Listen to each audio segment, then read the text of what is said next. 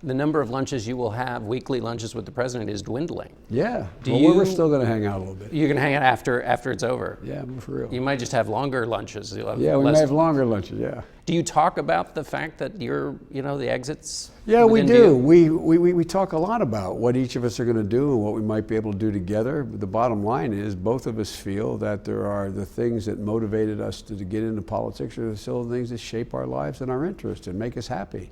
And so you're going to see the president deeply involved in a lot of the things he's been continued to be involved in, and I'm not going away.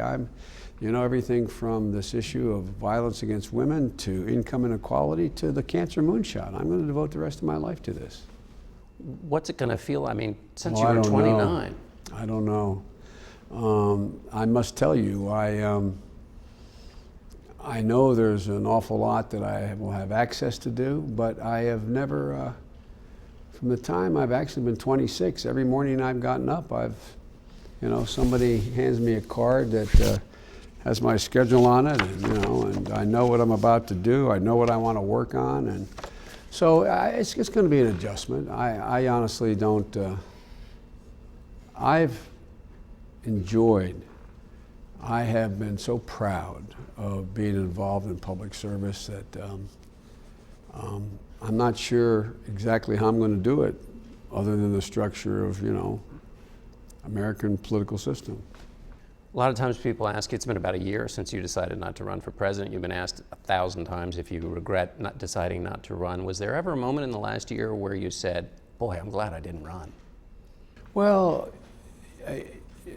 I guess yes, in that some of the vitriol that exists today and some of the stuff that the other team's doing, I just am glad my grandkids, I sit and say, God, I mean, how do you respond to a guy on stage when I'm just happy. Let me put it another way. A woman who runs my office has a daughter that's in, I think, 6th grade. I called her on Columbus Day, which was a holiday, to check my schedule the next day. And I said, you watch the debate? And her comment was, my daughter had a girlfriend over from class. They were supposed to watch the debate. The first few minutes, I had to turn it off. I didn't want my daughter seeing this debate. The stuff of, anyway, so yeah, there's sometimes but look, I think I made the right decision for my family and for me, and I think Hillary's going to be a hell of a good president.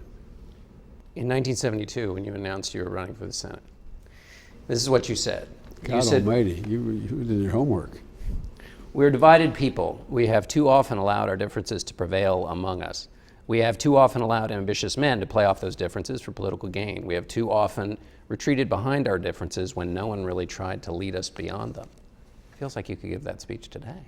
I could, but I tried my best to lead us beyond them, and I think for a significant period of our time we did. History runs in cycles. I say to young people out there, they said, well, why would I get involved now with the dysfunction in government?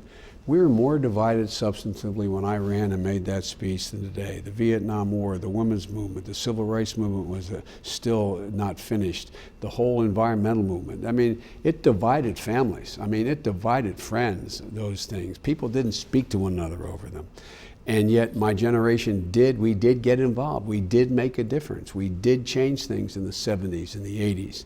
But it moves, and the abuse of power is always just right there and reached for by people who shouldn't be in power. And we need people to speak up to it, speak out against it. And that's what I have tried to do my whole career. I don't make myself out to be a hero, but I don't think you'll find anybody in public life I dealt with that I've ever not tried to bridge the differences with, not be honest with.